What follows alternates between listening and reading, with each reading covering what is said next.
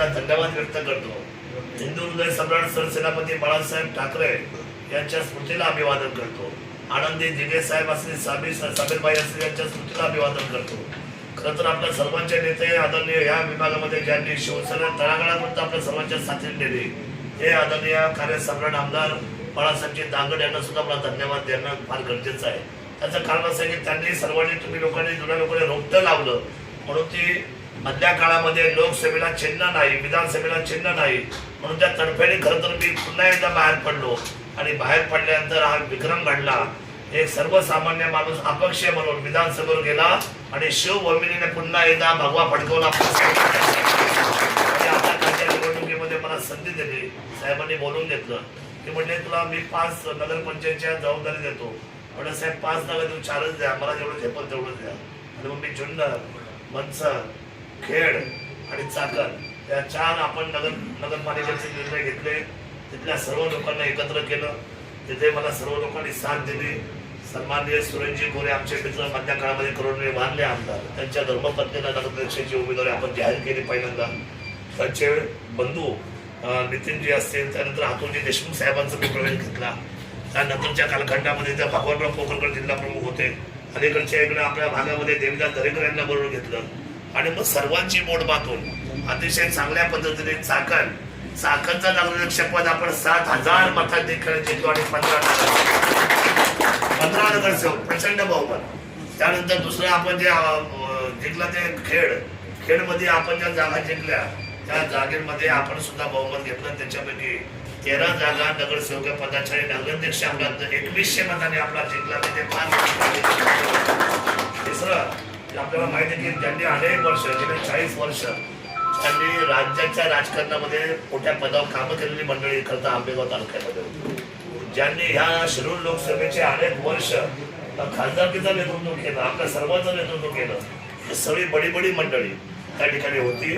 पण तिथे सुद्धा पुन्हा एकदा त्या शिवसेनेच्या माध्यमातून आम्ही सर्व मंडळी, मी तर खरं तर मंचरचं प्रत्येक घरंघर केलं. दत्ता गांजाडे यांनी करोडामध्ये केलेलं काम आणि त्यांच्या पत्नीला धर्मपत्र दिलेली उमेदवारी ही सगळ्यांच्या हृदयाला स्पर्श करून गेली. आणि ते स्पर्श केलेली उमेदवारी आपल्याला माहिती आहे की ही जी स्पर्श केलेली जी उमेदवारी असते ती लोकांना भावते, ती लोक मानतात. आणि मी तो सगळ्या गोष्टी समजून घेतल्या की सुरुवातीला साधा राऊंड मारला मंचरमध्ये आणि मला फुल विक्रेते असेल, चर्मकार असेल, नाभिक असेल, भाजीवाला असेल, फुलवाला असेल, पाणीवाला असेल, या सर्वांनी सांगितलं वडापाव विक्रेता असेल म्हणजे दादा काही असतं ना, फक्त दत्ता गांजाड्यांच्या पद्धतीला तुम्ही तिकीट द्या, आम्ही साधी माणसं काम करू. कारण साध्या माणसाला वेळेला कोण उत्तर देतो तर फक्त शिवसेना देते या माणसाला घेतला. आणि तिथे प्रचंड अशा पद्धतीच्या संघर्षातून आपण विजय प्राप्त केला. ठीक आहे, ते नगरसेवक आपल्याला कमी आले, 3 आले, परंतु मात्र दैदिप्यमान विजय झाला. मुख्य असल्या खुर्ची आपल्या ताब्यात शिवसेनेची आली. चौथी जी होती ती जुन्नरची, ती अस्मितेच्या आणि अस्तित्वाची लढाई होती. शिवसेनेचा भगवा खाली येण्यासाठी इथे 12 बरोबरपैकी अनेक लोकांना विरोधकांनी वेगवेगळ्या पद्धतीने उभं करायचा प्रयत्न केला. आणि त्या सगळ्यांना उभं केल्यानंतर एक लक्षात माझ्या आलं की या सर्वांना भगवा ध्वजीला फडकून द्यायचा नाही. परंतु मी सुद्धा शिवाई मातेच्या चरणाला स्पर्श करून आलो आणि म्हटलं काही झालं तरी चालेल, जीवाचं रान करेल, परंतु भगवा सोडणार नाही. आणि भगवा पुन्हा एकदा शिवनेरीवर मारला डवरला. गेले 40 वर्ष मका काँग्रेससारखा एक सर्वसामान्य कार्यकर्ता लढतोय शिवसेनेसाठी, पण त्यांना विनाकारणाने अनेक लोक त्यांना मागं ओढत होती, त्यांना त्रास देत होती.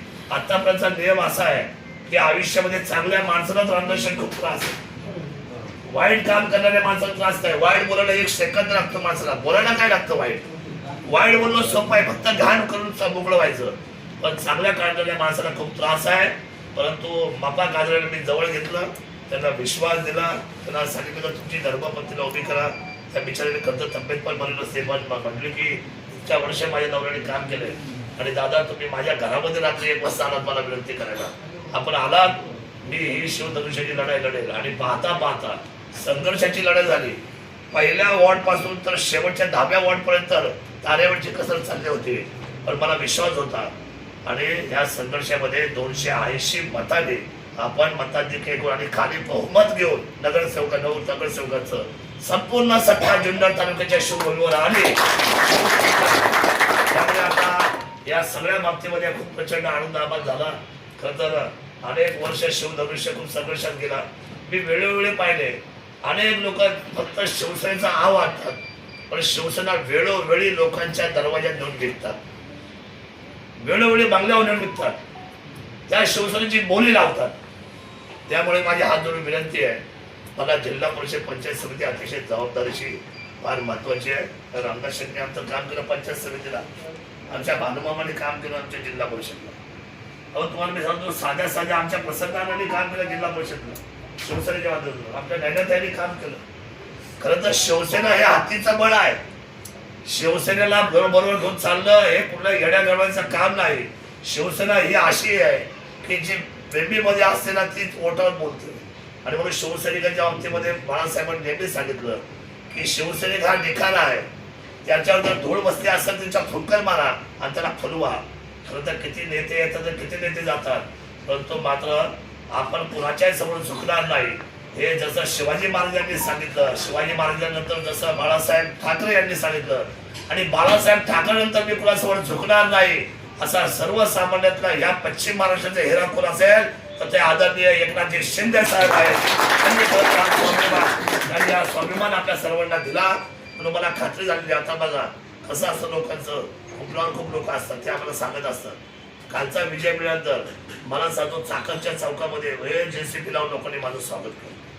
म्हणजे साहेब कालपर्यंत आम्हाला वाटत होतं की शिवसेना संपली, पण मी तुम्हाला सांगतो दक्षिण आणि उत्तर हा जो टोक आहे पुण्याचं असं कोल्हापूर पासून नाशिक पर्यंत, तर मी तुम्हाला सांगतो पुणे शहराच्या अलीकडं राष्ट्रवादीला मी यावेळेला येऊन दिलेला नाही। हा सगळ्यात मोठा विजय